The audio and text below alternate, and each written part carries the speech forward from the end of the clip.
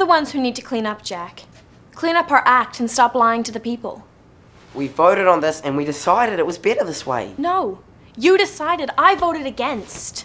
What's going to happen when we finally own up to being liars? You think people are going to say, oh well, it was for our own good? So welcome to Series 2, Episode 25 of Conversation on Eagle Mountain, a podcast about the tribe. I'm your host, Lance, and joining the podcast panel today is Sabine. Hi. And Colin. Hello. We have episode notes done by Matt and myself.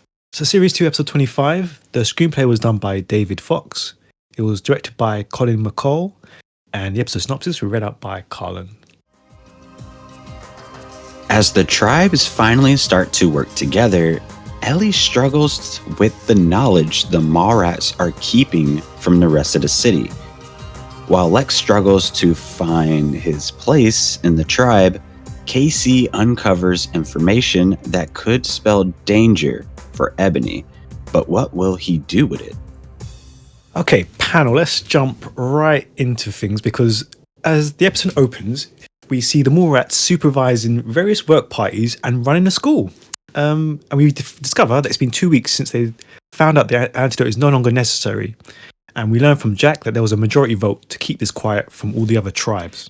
Ellie, however, is clearly conflicted about this, but Jack argues that it's good that the tribes are working together and that they're not lying to anyone, just not telling them the whole truth. So yeah, panel, a lot to pick through here. Like, is it really right for the Mallrats to co-opt, like in quotes, workers/slaves to achieve their agenda?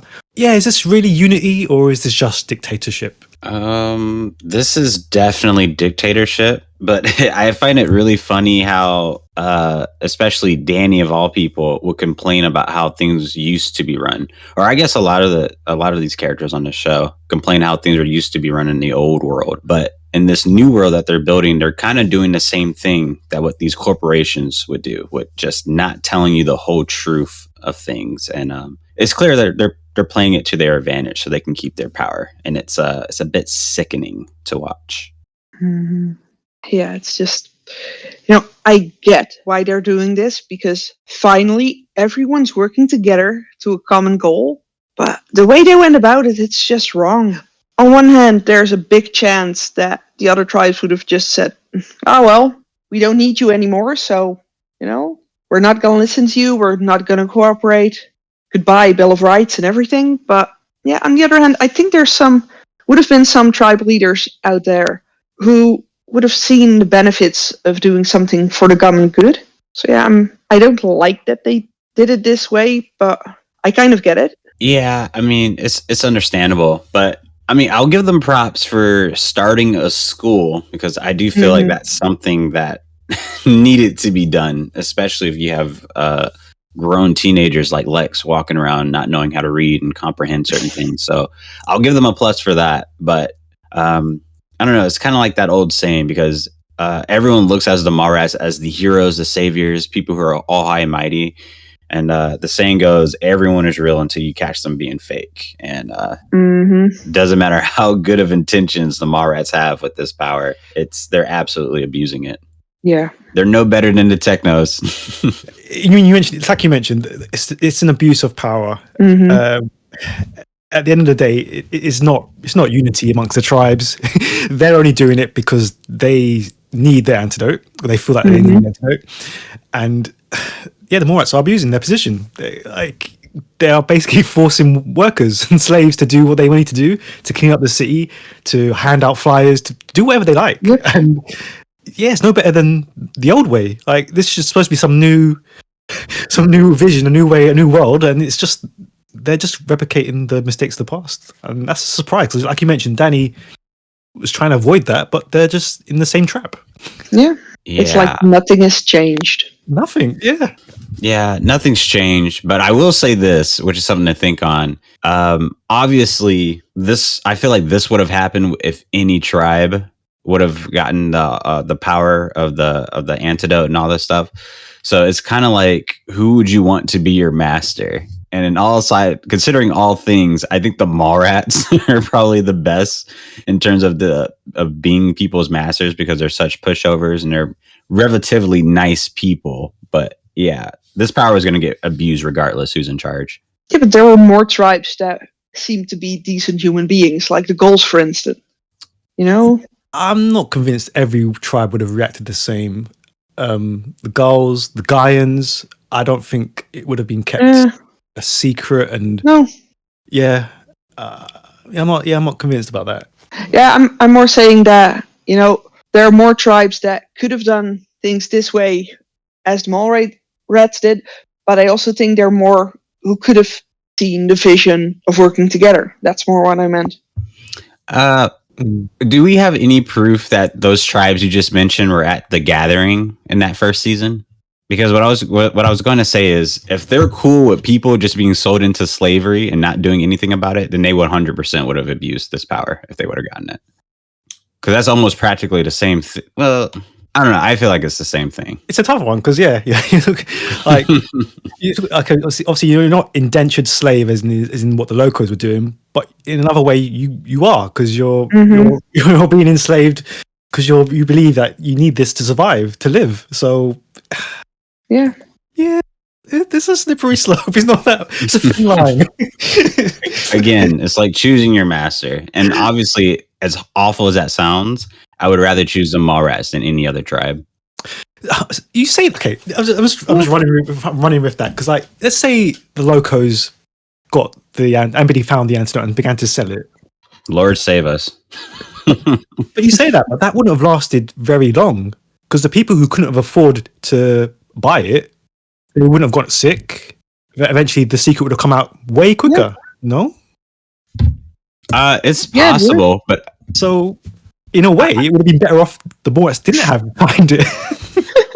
I think that is possible, but also I think in that short amount of time, I think the locals would have done more damage than what the Mallrats would have done. I think you would have saw more people died because they would have said, if you want the antidote, you have to give us something, when a lot of people don't have anything. And I think, well, let's say I believe the population would at least went down 40%. That's true in the beginning. Okay, yeah. Okay, and yeah, just to wrap that up, like, when do you think? Okay, we've gone through this. When do you think is the right time to tell them the truth? I think the only right time would have been when they just found out. If they told everyone then, there might have been a chance that the rest of the city would have been, oh, okay, that's good. And they wouldn't instantly have hated them for it. But to keep it from them, everyone will see that as them not telling them lying just to have the power. Right. I almost feel like there isn't a best time to say it. I mean, I think you should just say it. I mean, maybe at that little signing of the Bill of Rights where all the leaders are there, maybe that would have been a good time, because I think obviously not the whole city was there, and I think the tribe leaders could have just told their individual tribes this information, and maybe in a nicer tone, so people won't go so crazy over it. But yeah, I think with news like that, you just got to say it. There is no perfect time. I mean, it's like the Mallrats, they're putting their point of view. Okay, they're going to clean up the city, they're going to make a school, but then what's next? Like, how long do you keep this running for? Like, you know what you could do? You could just play stupid, because that's what a lot of leaders in different countries do. You just pretend that it's still a thing until it's not. I mean, here in America, when like swine flu was a huge thing, and people were like, "Oh my God, we're all gonna get sick, we're all gonna die," and then it just disappeared, and no one said anything about it like the next day. I think you should go about it like that. Okay, and then one last question about that. Do you think the Mallrats went as far as they could have gone? Do you think a school and clean up the city, was that enough, do you think? Yeah, I think this is the furthest they could have gone. You know, at least the things they're doing right now are for the benefit of all.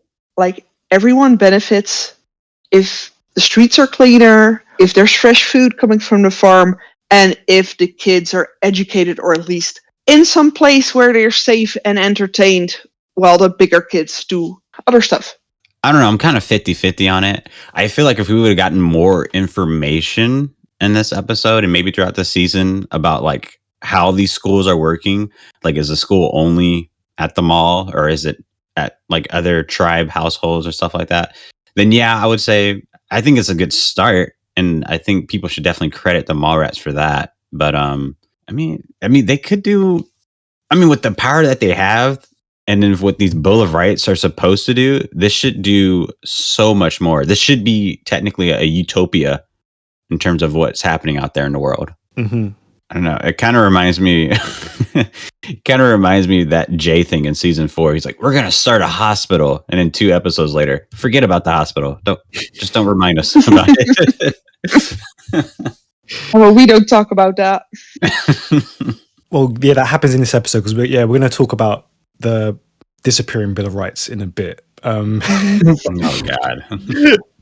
But first of all, let's talk about the Mallrats' reaction to the lies, because Ellie confides her worries about the morality of what they are doing to Tai-San, who tells her that this is a strategy to get the tribes used to the idea of cooperating before they come clean about the antidote, in the hope that this will actually allow them to continue. But yeah, the main question here is like, what Tai-San says here, does this fit her previous objections to using the antidote as leverage at all? It's quite a 180 for her again, isn't it? Well, I wouldn't say it's a 180 from Tai-San. Besides Ebony, I think Tai-San's up there as one of the most deceitful, evil human beings out there. So yeah, it doesn't really shock me that she would say this. And this is used for a lot of countries on how they control their population, how they can control their environment. Again, it's almost like a master plan at work, but it's still sickening to watch. It's so not Tai-San. Yeah, it doesn't fit her view that she's presenting.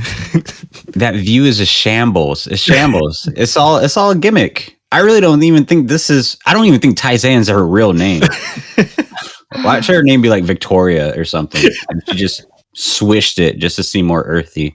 I mean, possibly, but I mean, the Tai-San that we've been presented to, she's all about balance and finding your inner truth, and no rules. And no rules. You're not being bound by these rules, fake rules. Like, how is keeping this lie like balanced and good and karmic? It doesn't fit with any of Tai-San's ideals. It's like, why would she agree with this? Like, she was even standing up in the tribal gathering to saying no to the Bill of Rights, no to these rules. Like, it doesn't fit. It doesn't fit Tai-San.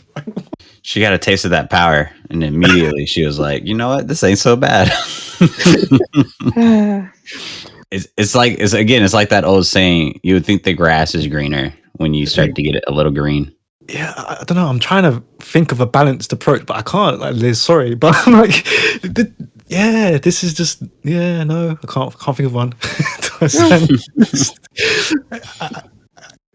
It makes no sense. It doesn't. Yeah, that doesn't make sense with her view. Like, how does this fit? I mean, what else would you expect from a techno spy? I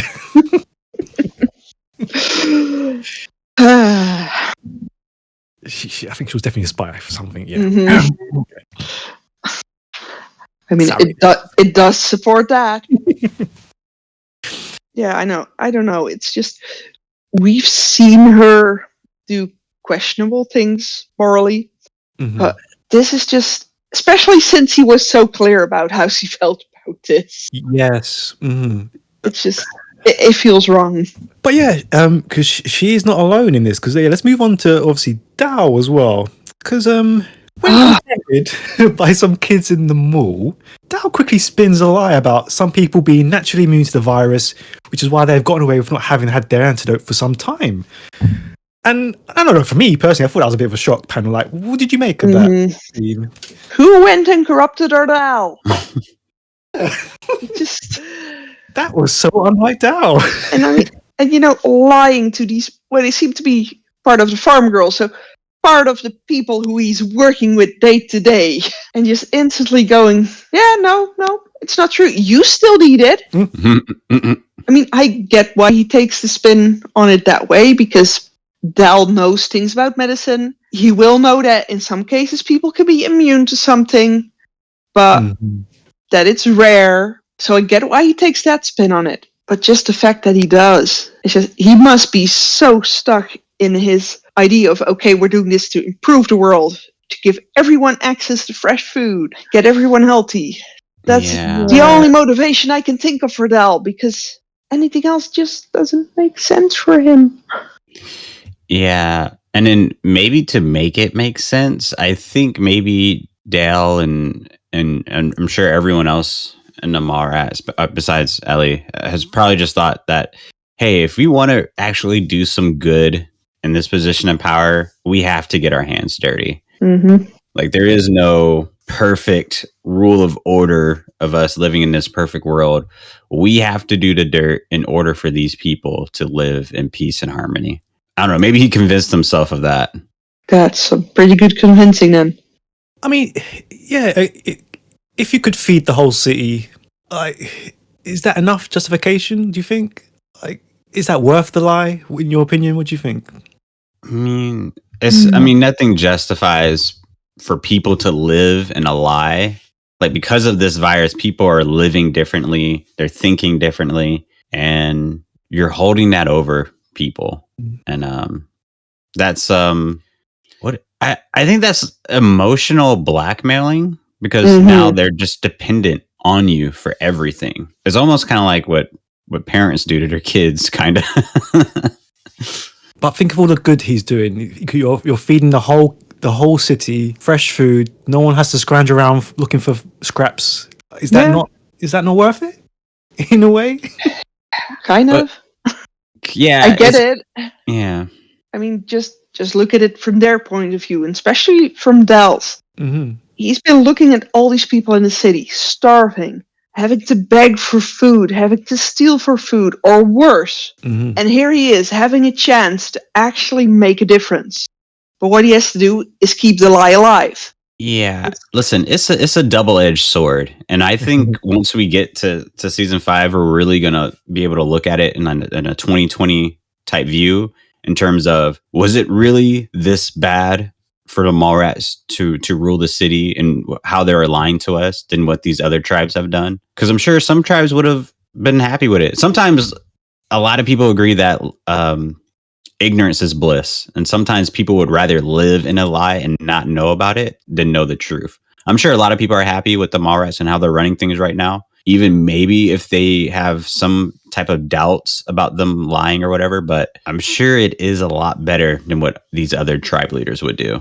It's better than what Ebony would do if she was left on her own. I mean, I'm still convinced it's better than what Ebony would do, what Ram would do, and definitely what the Guardian would do. So again, it's pick your master.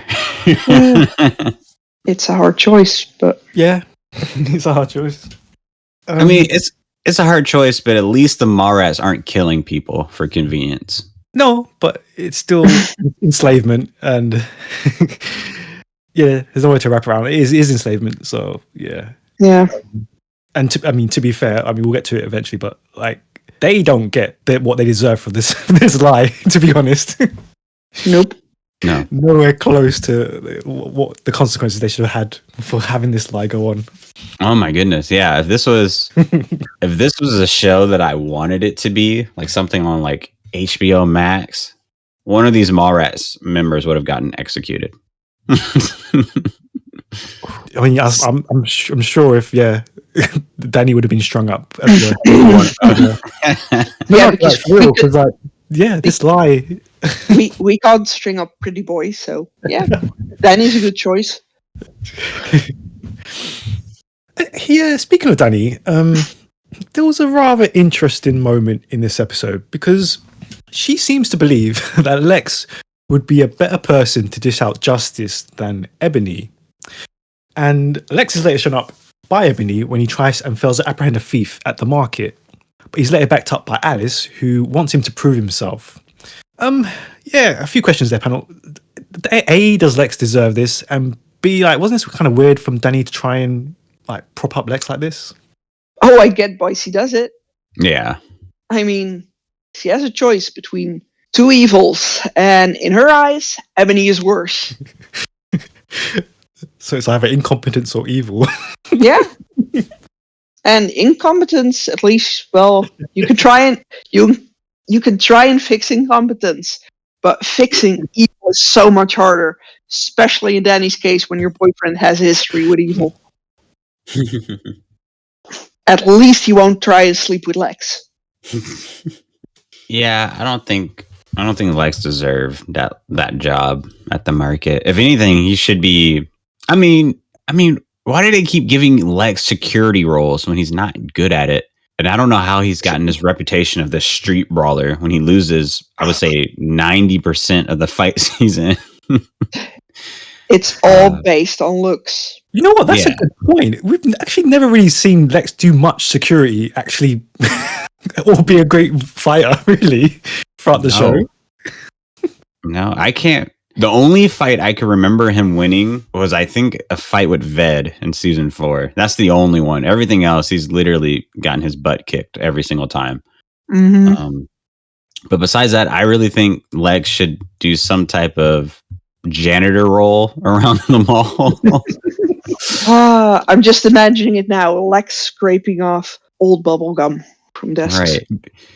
Right. Because to be fair, he should still be serving some type of sentence of what he did to Celine. So he should be doing some type of community service. That's just been wiped under the carpet. Yeah. Yeah. I am, however, in agreement with Alice that the best person to do this job is the person who knows all the schemes they might pull. Ebony as well, though. No? Yeah, Ebony would still know that too. Yeah, but with Lex, Lex is open about it. And Lex is obvious about it, and Ebony usually relies on her bully boys to do stuff, and Lex has done stuff on his own. Yeah, I think if I was in charge, I think Casey would be perfect for this. Not necessarily like head of security, but what a lot of these corporations would do in their stores or whatever, they would have someone who acts like they're shopping, but really they're kind of like the store manager or security or whatever. And they just oversee everything, and they can tell how people move, how they react, what their intentions are. And obviously have KC worked along with the loco security. That's what I think the perfect solution for that was. Not Lex. Yeah, but with the exception of Lex and Ebony, nobody has that amount of faith in KC. The rest all see him as some useless little boy who gets in the way and who's annoying. Yeah. And that goes to another saying, nobody cares about the youth until they're dead. But no, I think Lex is the best person for this. I mean, if you want to, it's like when you want to secure a computer, the best person to do the security is someone who could hack it. So with stuff at the market, who better to keep an eye out for thieves and other scumbags than, well, someone who is a thief and a scumbag. That's true, but I still don't think Lex is that thief and scumbag that he once was. And not in terms of, and I'm not saying that he's like, oh, he's gone past his old ways, but he's like rusty as hell at it. Yeah, but at least he knows all of them. That's true. I mean, most of the people who will do stuff are people Lex is familiar with. Yeah, that's very true. Yeah, what do you think of Alice trying to get Lex to fix up? It's very... Listen, I was a little confused by it. Obviously, she means well. She wants people to succeed. She wants people to do better for themselves. But then also she likes him, which is a bit of a conflict of interest. To be fair, she hasn't been overly infatuated with him at this point in time. It comes later, but yeah, she's been quite like stepped back with him. Yeah, okay. Well, that's fine as long as she keeps that same energy for the other people around the tribe. So let KC do something meaningful, because if these kids don't have school or any other activities, then they're just going to be running around, and they will eventually grow up to be Lex. So let KC do something. Well, she did, didn't she? She grabbed him and tried to make him go and do something. Yeah, I mean, she did try. Yeah. And it's just an Alice thing, I guess. She just wants everyone to be their best self. Yeah. Hey, that's true. And she should be the leader. She went the best. Yeah, but she went the best way about it, though. I mean, how do you get Lex to do something you want him to do? If she would have just said, "Oh, Lex, I think you should do it," then Lex would have been like, "Nah, I don't want to do anything." But by saying he already proved himself, she gives him the chance to prove himself. Yeah, and he does the exact opposite. Yeah, well, He's just so out of it. Alice likes. Yeah, but Alice likes giving people chances. Yeah, I get that, and I'm happy that she does that because somebody has to. But Bray wasn't gonna give him a chance like that. right, hey, and why isn't Bray? Bray can do just security. Of all people. No. Don't act like he has something better else to do. Bray He can could not easily do even security. make a decision to save Yeah. Julie's life, you know? Really Don't- think Bray can be security? No. I mean, it's still way better than Lex. I mean, I have to give Lex this. No, sorry, Bray is worse. Oh my Yeah. god. I mean, even in this case, even Lex is less likely to get distracted by a pretty face than Bray is.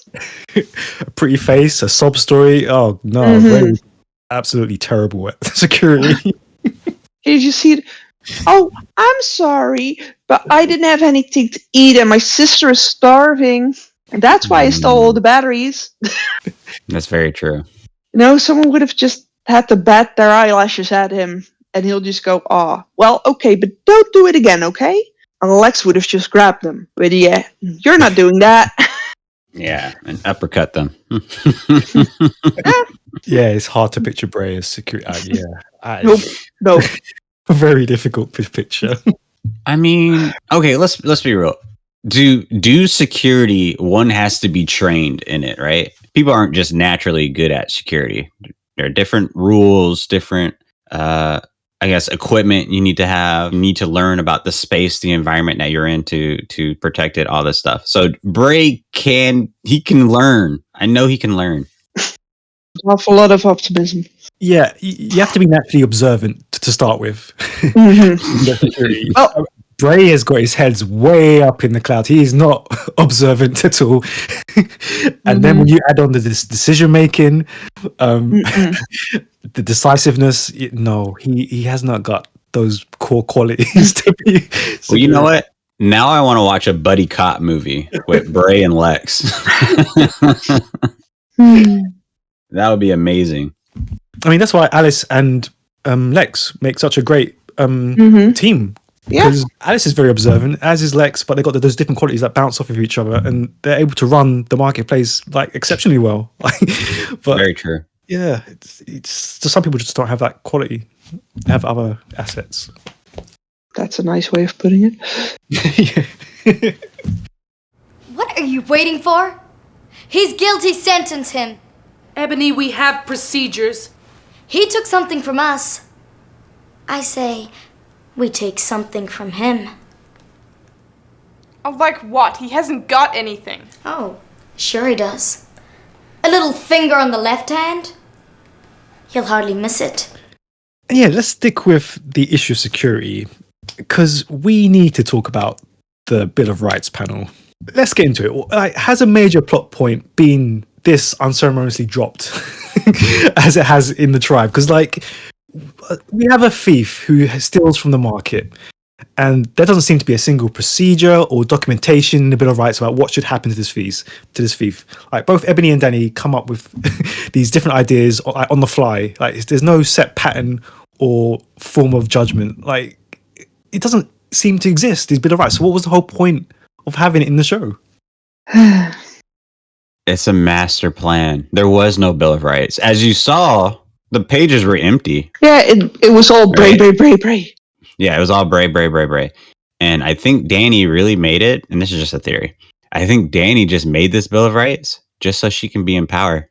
But what was in it? What was actually in the Bill of Rights that the whole city, the whole tribes signed? If there was nothing about thieving, like not even basic stuff about stealing. There's probably a recipe about what she wanted to cook for Bray. How She just worded it so much that people are like, "Oh, this is about the bills and all that stuff." No, seriously, like what was I have actually no clue. Bill of Rights for the city to sign? Like, if there was actually no rules, I don't get it. Oh, you know what would be really funny and really crazy?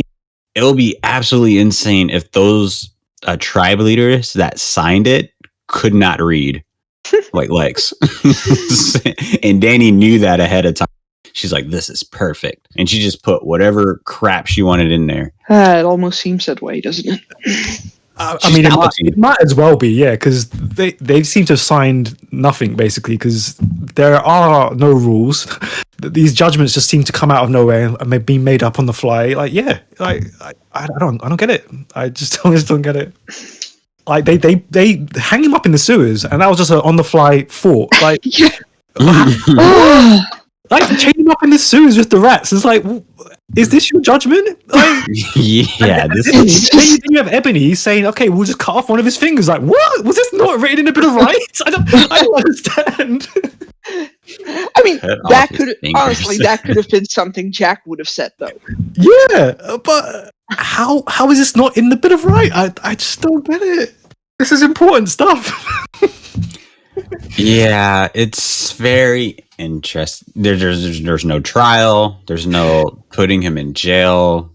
There's just hanging him up in the sewers. And I'm sure they would have forgotten about him if someone didn't go check on him. Poor Hunger. So mentally unstable, so unloved. Yeah, but was this like purposely done for like Ray and the writers to be like, let's like, all right, the Bill of Rights served its purpose for the drama. Now let's kind of get rid of it and focus on another plot point. Maybe. I just don't understand why it was needed then. Like, because if you're going to use that antidote as the crutch, like to get all the tribes to work together, then why they didn't even need to sign this stupid document that we've had Danny whining about for how many episodes? If it didn't come into play for about anything, so why have it? Why was it needed? I don't know. I can see the parallels they're trying to make. Like, this is their own kind of document of. I'm sorry, I don't know American stuff. Like what's it called? Declaration of Independence. Declaration, yeah. It means that means absolutely nothing. So yeah, if anything, it is the Bill of Rights. I can understand they were trying to reflect that the kids were doing their own version of that, but it just never comes into play. So like, yeah, I don't know. Well, in that case, then it's genius. It's very interesting. And then Danny's not a leader, right? Technically, she's not a leader, right? In terms of the Mallrats. Danny is not actually a leader. Yeah, she's not technically a leader. Right. She's not a leader, but she's been at every meeting. She's like Madam like she's the first lady. Exactly. And it's funny how Bray is still the leader, and then I guess Ebony's co-leader, which no one really believes in that. But I think it's so funny how Bray is still the leader, but yet when something like this happens, they don't go to Bray first. They go to Danny. Because they know he's just a figurehead. Exactly. They're like, we don't want to stress Bray out too much with this. If he finds out, he'll literally start overthinking, and then he'll start taking off his shirt, and he'll start prancing around the mall, and nobody wants that. I'm suddenly reminded of something Bray actually said about Lex in season 1, but it applies so much more in this situation. Talking to the organ grinder, not the monkey. And in this case, Bray being the monkey. Yep. Unfortunately, the organ grinder died. I miss her so much. Yeah, but even I miss her at times, so... Yep. We're left with the monkey. Saying something. Yeah. This is, well, you know what? And because the Bill of Rights have nothing on it from what we've seen here, it kind of makes sense why the schools stop existing, and everything that they kind of build up from this power just went away within an instant. Can you imagine how that went over to the kids, though? Yeah, sorry, you had all the time to yourself, but you're going to school now. Yeah, interesting. Yeah, thought. Yeah, I'm surprised how they would have forced them to come actually and then learn. Yeah, that's weird. I don't know. And how the girls are in there, but not every other person is. Yeah, the girls are a little too old. I mean, they should be in school, but like... Oh, they're way too old. That was a ridiculous scene. Yeah. Go write your name on this piece of paper, kids. Chloe and Patsy are way too old to be doing that. Come on. Yeah, that's insulting to them. Oh my God. It's so insulting to their characters. But absolutely. Yeah, there needs to be grades if anything, or at least an age range to this. I understand the concept of school and trying to teach the kids to spell, but yeah, Patsy and Chloe should not have been in that initial class. Yeah. And if they were meant to be in there, why not KC? Right, right. Because that's the difference. Once again, KC gets away with things, and the girls have to do what they're told. It's because he's a boy. That's why. Mhm. Double standards. It's very interesting. Yeah. The show does treat KC like an 11-year-old. It treats him and gives him a bit of respect. But the Patsy and Chloe, they are really treated kind of badly. Really, honestly, they are. And they're the It's same low-key age. sexist. It's low-key sexist. Yeah. It is odd.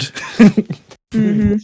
And you know what? And we can blame why Patsy's development as a character is because of this. It's because they sheltered her so much that she normally can't make decisions on her own, and why she always thinks like a child. Whereas Chloe's different. Chloe she was separated a little bit from them. Yeah, but Chloe had some street smarts. Mm. I mean, she definitely did. She definitely A did. couple. Not enough to not, run into a street to grab a cat when there's a police car driving at you, but...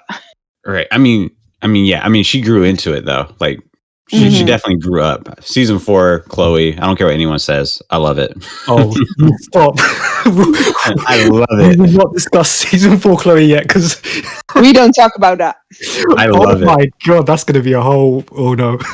Well, I mostly love it because This Is the Place is like one of my favorite songs ever. And I love that she's blasting it every time she's in her room. Oh my god, teenage Chloe, I can't cope. But Yeah, luckily we're not there yet. yeah, the Chloe now, she's more socially aware, which makes this all the more weirder. That I think she can separate like the kind of I don't know. I was gonna say oppression, but it sounds bad. But yeah, the way the Morats suppress them and treat them as such young kids when they're not. It's weird. I agree.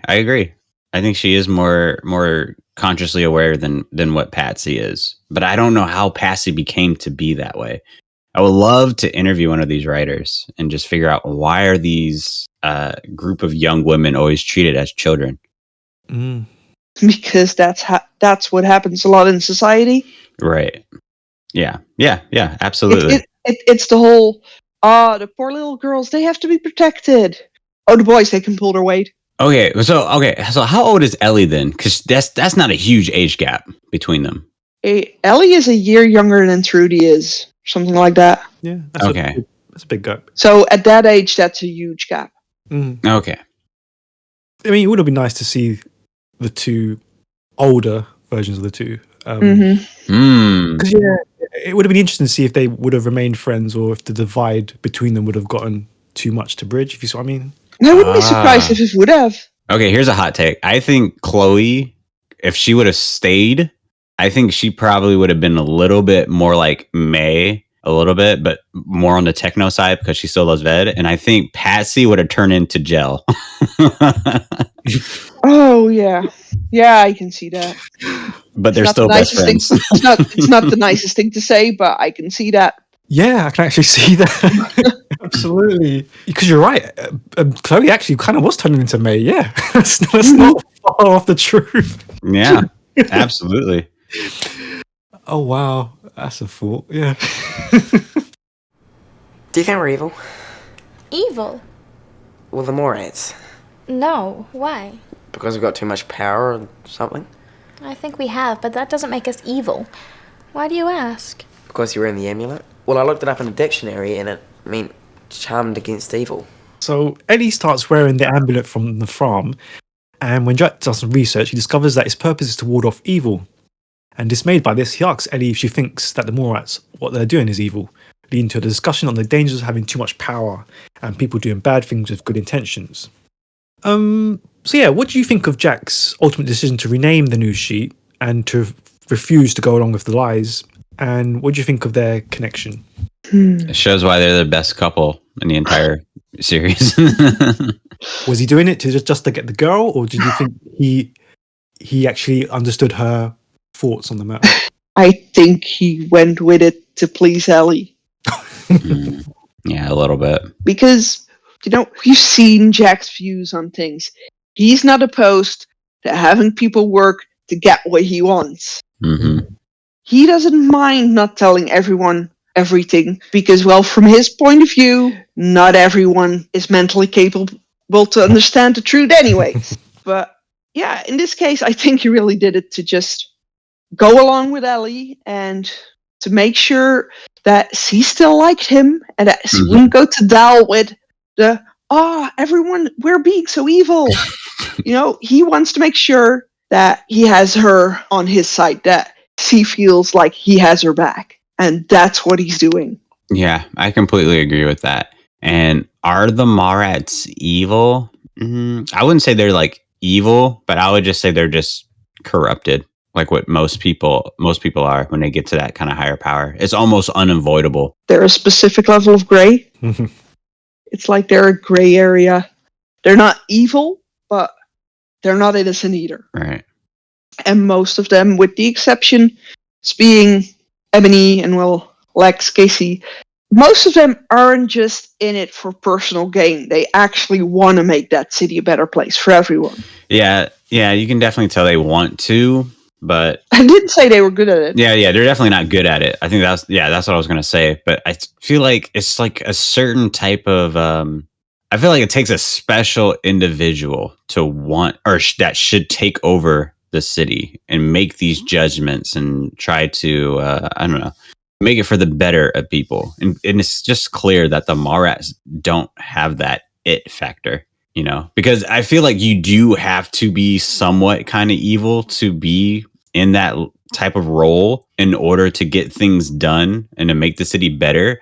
But I think the Mallrats are too much like, I don't know. I don't know. I feel like an analogy would be like Darth Vader, right? For Darth Vader to be the strongest and do the most in the galaxy, he had to be all dark side, but he wasn't. He still had some light side into him. And I think that's what the Mallrats kind of fail at. They're not all bad, but yet they're not all good either. And I think that's why most of their stuff with running the city failed. And what did you make of Jack and Ellie kissing? Oh, well, had to happen sometime. Yeah, it's not the worst kiss I've seen on this show. Alice did prepare him. Yeah, that's true. Oh, which is a bit weird.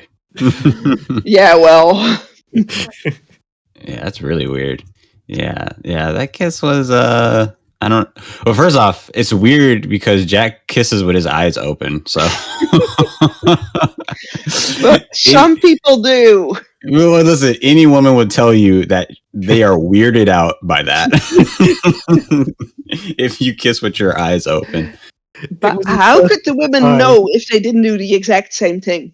Well, there's like a brief moment when like you're done kissing and you start to open your eyes, and then once you see that their eyes are just wide open. It's weird. I don't know. He's learning, I guess. I don't know. He almost kind of looked confused when it was happening. He's like, "Oh my god, it's happening." So this is what people are talking about. Yeah. And you know what? There's a lot to take from this. If you really look at it, the way Ellie was kissing him, it was like she's done this before. So I kind of wondered who is she making out with before Jack? Farman. Yeah, absolutely. Hey, yeah, Ellie's not as sheltered as Jack. Absolutely not. That's what farmhands She was going in and out of the city. Right. Yeah, and just think of all those boys who came to work at the farm when their parents were still around. Yeah. You know, that would be like a really cool little spin-off episode, like a 5-minute episode of Dale just walking around the city, and then everybody that Dale runs into, they're just talking about like, oh yeah, I used to make out with this girl at the farm. I can't remember her name, but she was blonde. Yeah. Oh god. She was making out with everybody, man. It was awesome. Did you make out with her? That would have been hilarious. Oh, poor Ellie. Town skank. Hey, someone has to be. It will be 100% true to her character from what we see for season 3. 100% no, true. We can't, just because of what? No, we can't say that. I'm going to defend Ellie here. Because the one instance that happens, we can't say that she goes around doing this all the time. Oh, but it's so much fun to say. The evidence is there. I'm gonna have to defend Ellie here. Well, good luck with that. I know what happens later on is not good, especially for all the Jack fans. But we can't say she goes around having fun with all the farmhands and the city kids. I wonder how many guys she's made out with in season 2 alone. Just season 2 alone. Just Jack. Just We Jack. don't know that. We don't know that. What's up with Jack? And yeah, there was like a new musical cue as well that I hadn't heard before on the show. Like, what did you think of that? Well, that's something we'd already used. Intelligent, brainy, sexy, maybe. Oh, I'm a sucker for any TV show musical score. Like any of those little sounds and music and instruments playing. I absolutely love it. It was cute. Yeah, I want more of that. But unfortunately, a lot of stuff in this season is not really romantic. So Yeah, I was trying to rack my brain to when it's played again, but I can't remember when it's played again. yeah, I would love to hear it more. I'm not sure, actually. And yeah, just to wrap up that kind of Jack and Ellie discussion, like with Jack deciding like they won't tell any more lies in the news sheet, like where did you think that would actually go? Like, did they really think they would be able to just tell the truth themselves and spread it out to the whole city? Yeah, I don't know what they were thinking. It seemed like a half like Were they thinking? yeah, no, they weren't thinking. I'm not sure they thought that far ahead about what would actually happen to them Hmm. if they would tell everyone. Yeah, it seemed like a half-baked plan. And then I'm sure Danny would have at least suggested the idea of them getting thrown out for No, ruining their no. power. Not thrown out, just chained up somewhere. Yeah, chained up in the sewers. That's not far wrong. Yeah, they would have kept the secret buried. Yeah. They would have been locked up. Yeah.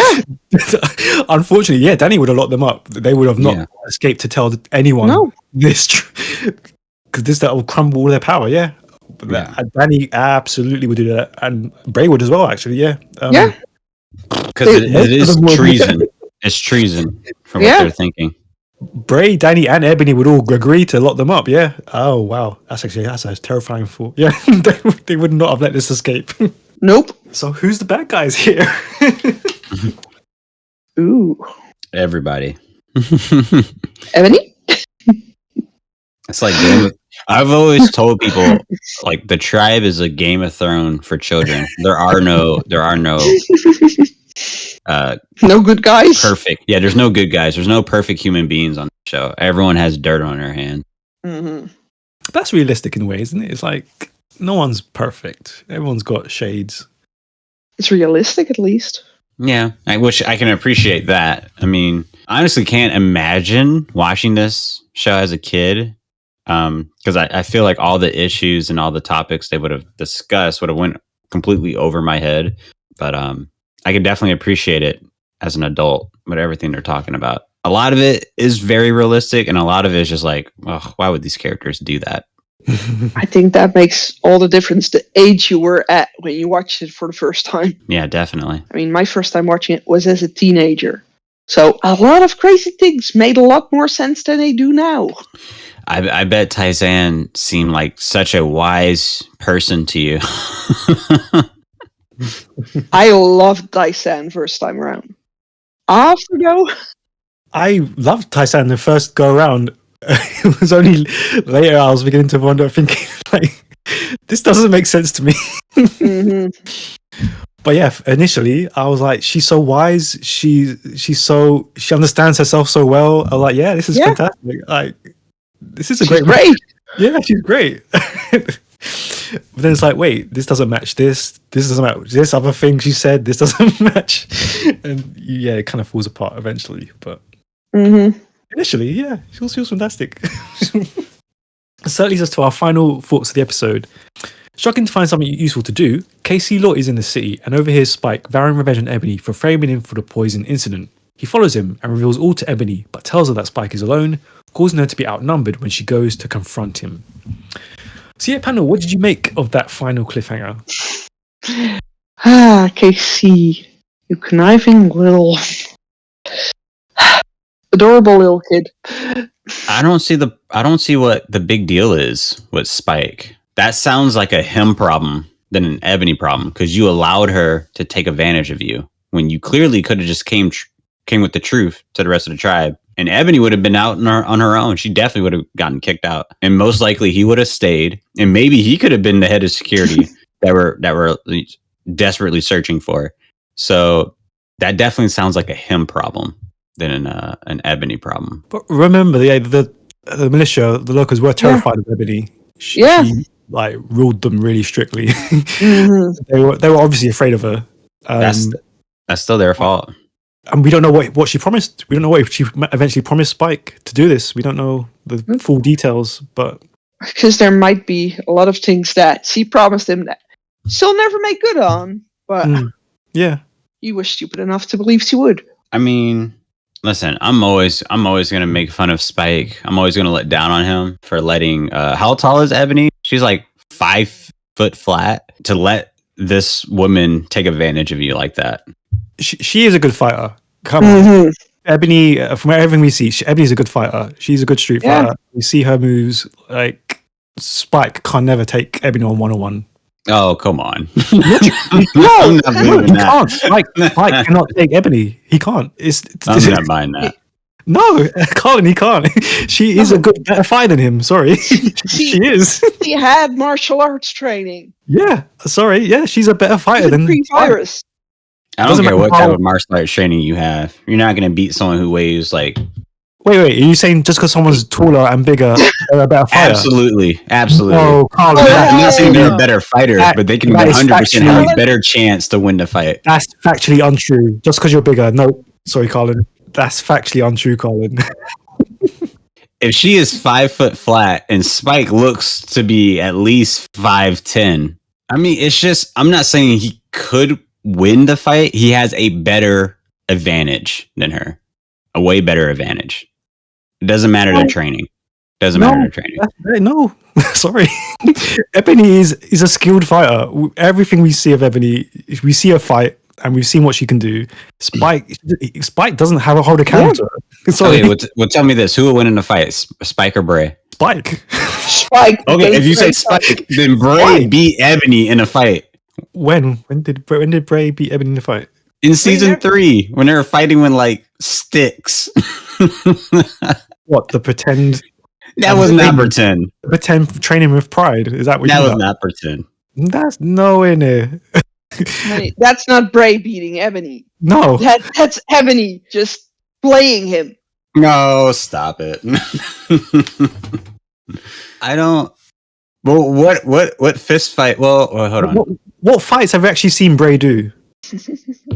Well, we've seen Bray. We've seen Bray think fight. about it. No, think about it. When have we actually seen Bray fight? A We've seen him drunken fight. Lex. A drunken We've Lex. seen- Yep. Yeah, we've That's seen him the- fight Drunken Lex. We've seen him fight in I want to say season 3 when he was about to get burned to death. We've also No. seen him. No. Was that not a fight? No, All right, I'm totally was- going to that that episode was right now. that was Bray needing a rescue party. No, he was still fighting someone. No, he's led many rescue party, but Bray, we've not seen Bray fight. We've seen him fight. Ever. We've seen. No. Okay, there's been instances No. where we've seen him fight. No, When the Sorry, van what? was about to get blown up, when he was fighting the Chosen. we've seen him shove someone out of the way while trying to No, run he for was his not life. shoving people. We've not seen a proper fight with Bray. Sorry, we haven't. We just Y'all are haven't. crazy right now. No, I'm just saying the truth. We haven't. I'm going to these episodes as we No, speak. there's a difference between. That's the big difference between Bray and his younger brother. His younger brother was actually able to kick some ass. We've seen that. We've seen Zoot kick ass. We've seen Glenn kick ass. We've seen Ebony kick ass. She doesn't Glenn did not kick anyone's ass. What? Glenn Oh, come on, Colin. literally jumped Lex with a group of people. I don't know what to say. Like, And Lex still the show's evidence is like, You know what? Ebony is a skilled fighter. I think you guys, along with the rest of the fandom of the tribe, have a very obscure vision of who are like the best fighters. See, this is what Liz mentioned before again. Like, Tyson isn't a skilled fighter. This is just an illusion that we got from the one kick that she did. We never see her actually fight or have a battle. Like, this is the I thing. would honestly say Yeah, but- Tyson is as skillful as Ebony because See? it's No. training, right? You're It's thinking training. of that one. You're thinking of that one little scene that we see. That one. No. It's And, training. and right? the whole fandom has formed this. She's a fantastic fighter from this, but that one little kick scene. But again, like, no. No. Listen, you're saying Ebony has martial arts training. We see it You'll see this constantly. later. So does Tyson. No. It's just a different martial arts. Again, when do we see Tyson fight? We're looking You at the see, evidence. see her you train. We see her train in martial Tyson arts with her dancing. And Pride together. hmm But there's a big difference between the type of training she was doing and the actual fighting. So let's go back again. So then, when have you seen Bray train and fight and show that he's this capable fighter that we keep saying he is? Like, it's We've not- never seen him train, but we've seen him fight never. though. We've We have 100% seen never him fight. seen Bray train. Bray's never trained. He's never run. He's never nothing. The only time we've seen Bray run was in a pre-tribe during basketball, and not even that. And what was Ebony doing in this episode? She was training. We see her training. We see her doing her fighting stances. Like, Bray never does this. Come on, like in a fight, we know who's going to win this fight. No, there's no way. Height does not matter. We know who's winning this fight. Height There's does no not matter. way. Ebony Oh. is winning this fight. Come on, Bray and Ebony. Looking at what the show has presented us. One person will clearly win in that fight. Clearly, from what the show itself has shown us. And then again, looking at Ebony and Spike, again, what the show has shown us is a clear winner. Clearly, what the show is evidence. What it's giving us. Come I on. mean, the only time I might agree within Tribe World that size matters if it were Ebony versus Alice.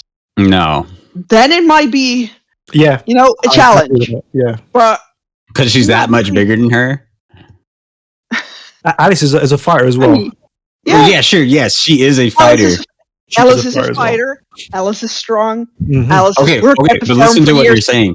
Listen to what you're saying. Just no. Skill wise, fighting wise, who's better, Alice or Ebony?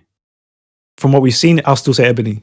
Okay, Yeah. so then you're saying Alice will still win because of her size. No, I'm saying I didn't say Alice would Alice win. has skills as I well. said, yeah, she has skills. I didn't say Alice would win. Yeah.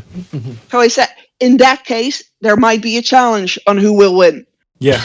But if you compare Ebony to Bray, I mean, come on, all it takes is her pulling down her shirt a little too much and giving him a good kick and he's down. Oh my god.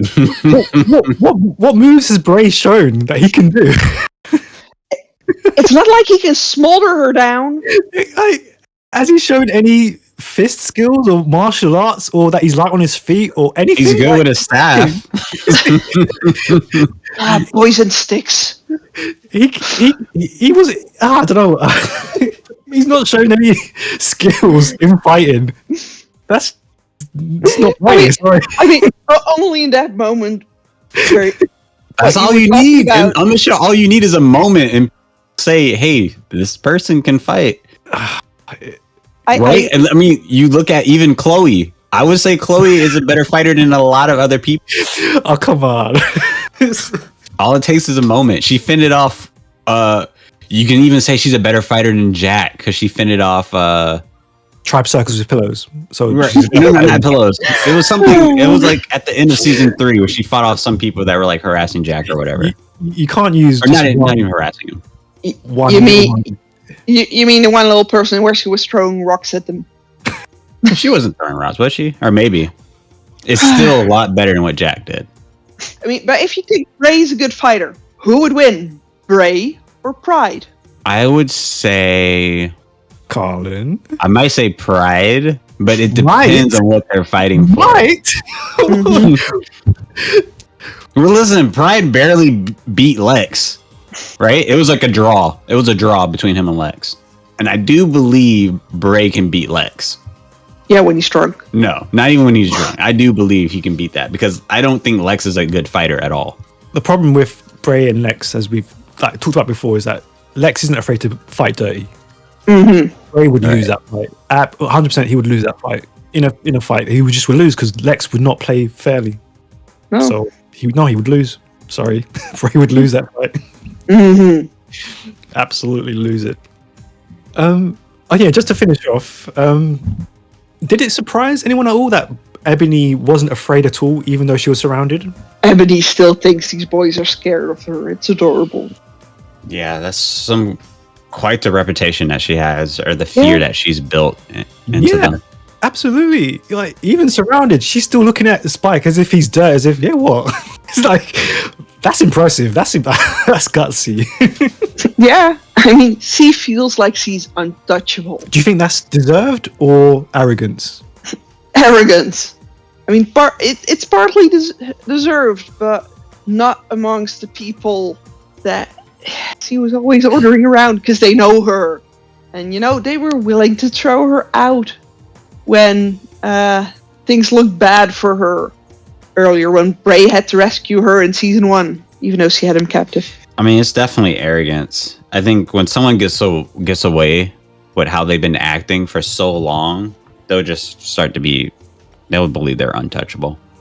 Well, that is what happens quite often. Yeah.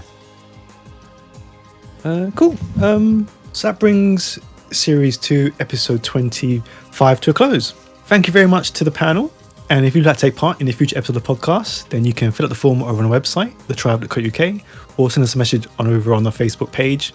And yeah, please do let us know what episode specifically you want to take part on. It just makes it easier to organise. So we'll see you next time for episode 26.